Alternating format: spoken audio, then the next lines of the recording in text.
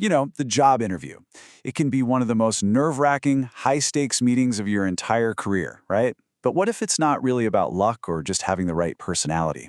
What if it's a skill, a game with a clear set of rules that you can absolutely learn to win? So that's the big question, isn't it? How do you walk into that room, not with that feeling of dread in your stomach, but with a clear strategy, a plan to show them that you are the exact person they've been searching for? Well, let's dive in and figure that out. In this explainer, we're going to do exactly that. We are going to tear down a successful interview, piece by piece. Think of it less like a test you have to pass, and more like a conversation with a beginning, a middle, and an end, a story that you actually get to control. To do this, we're going to follow a case study. So let's meet our players. We have Emily Johnson, a sharp candidate for a content strategist role. And on the other side of the table, Mr. Carter, the HR manager. Our goal here is simple. We're going to watch and analyze how Emily just masterfully handles the pressure and frames her story. All right, let's start at the very beginning. The first impression. This is the moment that really sets the tone for everything else that follows. Ah, yes, the classic opener. It sounds so casual, so easy, but honestly, this is where so many people completely stumble. It's really an open invitation. You can either ramble on aimlessly, or you can tell a compelling, tight story about who you are and, more importantly, why you're sitting in that chair. So what does Emily do? She uses this brilliant little framework, the past, present, future formula. It's so effective. She starts with her past, her origin in communications, moves to her present, her pivot at a startup, and then connects it all to her future, this specific role, her destination. See how every single part of her story is a deliberate building block? It all leads directly to this one moment, this one job.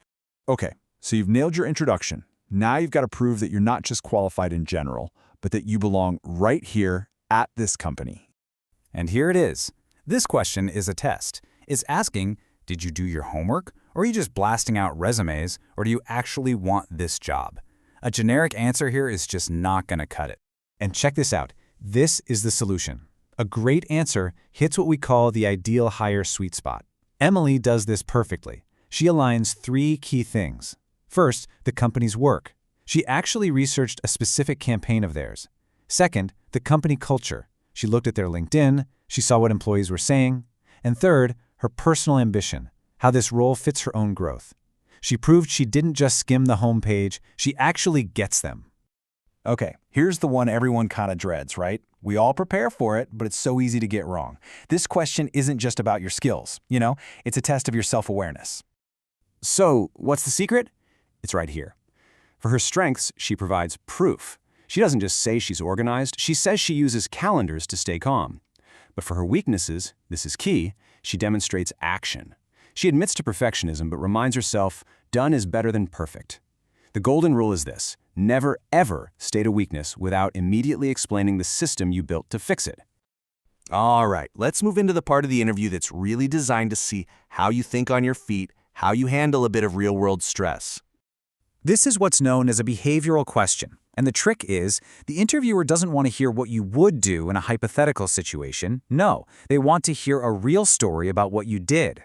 So, let's set the scene Emily describes. Imagine this. A huge deadline gets moved up by a whole week out of nowhere. The team is totally overwhelmed. People are confused, and you can just feel the panic starting to set in. This is a perfect test of her composure. And here's her response, broken down. Instead of just saying, I worked harder, she shows a clear process. Step 1, assess, don't panic. Step 2, organize the tasks. Step 3, delegate clearly. Step 4, support a teammate who is struggling. And finally, Step 5, deliver. This structured approach proves she's a calm problem solver, not just someone who reacts to chaos. Whew, this might be the toughest question of all.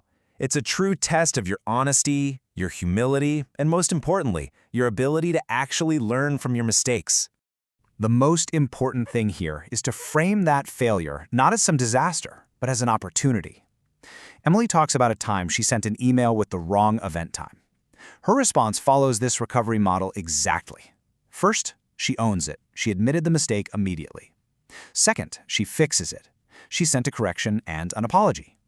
And third, and this is the genius move, she systematizes it. She created a new checklist to make sure it could never happen again. All right, We're nearing the end of the interview, and this is where the power dynamic is about to shift.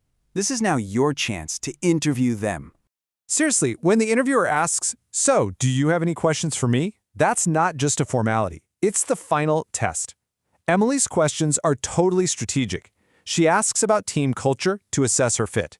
She asks about a typical day to make the interviewer visualize her in the role. Her questions show that she's thinking about long-term success, not just getting an offer. That is so powerful.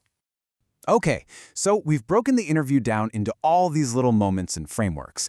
Now let's zoom out and look at the complete picture that she managed to create. Just look at this. All of her answers, all of these frameworks we've talked about, they all combine to build this blueprint of the perfect candidate. She proves she's self-aware by talking honestly about her weaknesses. She's collaborative by showing she supports her team. She's process-oriented, using systems instead of just effort. And she's adaptable, turning failures into growth. See? She didn't just answer questions. She built a complete, compelling profile of who she is as a professional.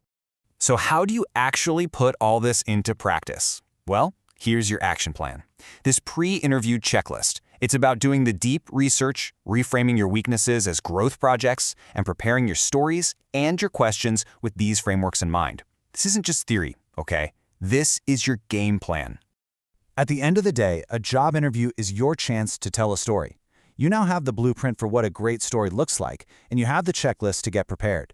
So the only question left is, how are you going to build yours?